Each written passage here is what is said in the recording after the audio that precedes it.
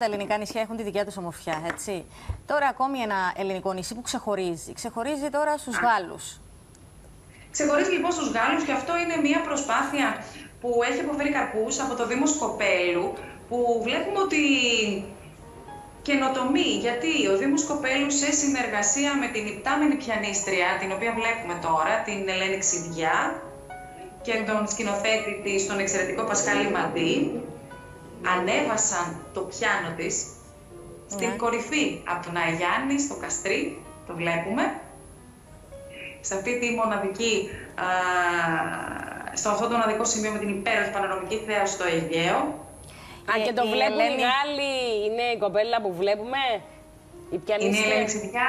Η Ελένη Ξηδιά μας έχει συνηθίσει.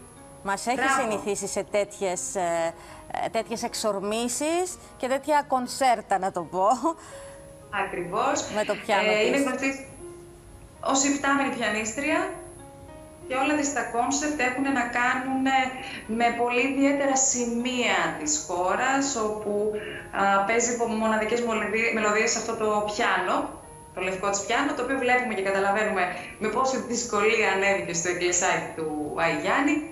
Και φυσικά το κομμάτι που ερμηνεύει μοναδικά είναι από του Σάμπα φυσικά, το The Winner Takes It All. Ναι. Τι ωραίες εικόνες, τι ωραία. Και βλέπουν οι Γάλλοι την Ελένη και βλέπουν και τη Σκόπελο, τι άλλο να δουν. Ένας συνδυασμός. Ναι, κόμμα εισιτήριο πάω. Πρέπει να περιμένουν ότι θα την βρουν στο εκκλησάκι να παίζει το πιάνο της.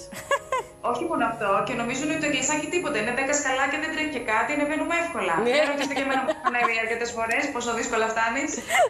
Πόσα σκαλάκια είναι, Εύη μου?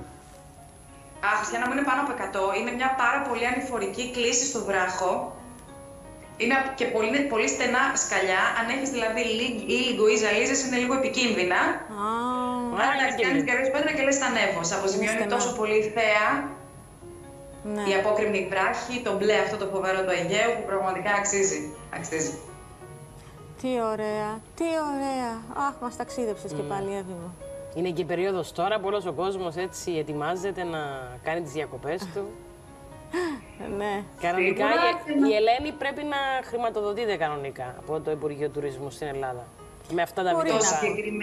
Μπορεί να έχουν συνεργασία. Η συγκεκριμένη παραγωγή είναι συμπαραγωγή, έτσι. Έχει συνδράμει ο Δήμος Σκοπέλου και γενικότερα ό,τι βλέπουμε το τελευταίο χρονικό διάστημα, και αυτό είναι μια επιτυχία του Πασχάλη, του Μαντή και της Ελένης, βλέπουμε ότι έχει πολύ μεγάλη αποδοχή από τους Δήμους, γιατί είναι ένας πολύ όμορφος τρόπος προβολής.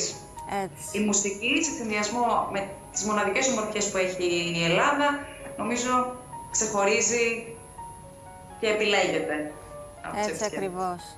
Λοιπόν, και με αυτές τις πολύ όμορφες εικόνες θα σας αποχαιρετήσουμε εμείς σήμερα. Ό,τι πιο όμορφο νομίζω, ό,τι πιο όμορφο, με τον καλύτερο τρόπο. Εύη μου. Εύη μας. Καλημέρα, όμορφη μέρα. Καλημέρα. Ναι, και σήμερα εσύ σπίτι, σήμερα, αύριο, έτσι. Δεν το κουνάς. Δεν το κουνάς με τέτοιες θερμοκρασίες. Νομίζω από το Σαββατοκυριακό που θα...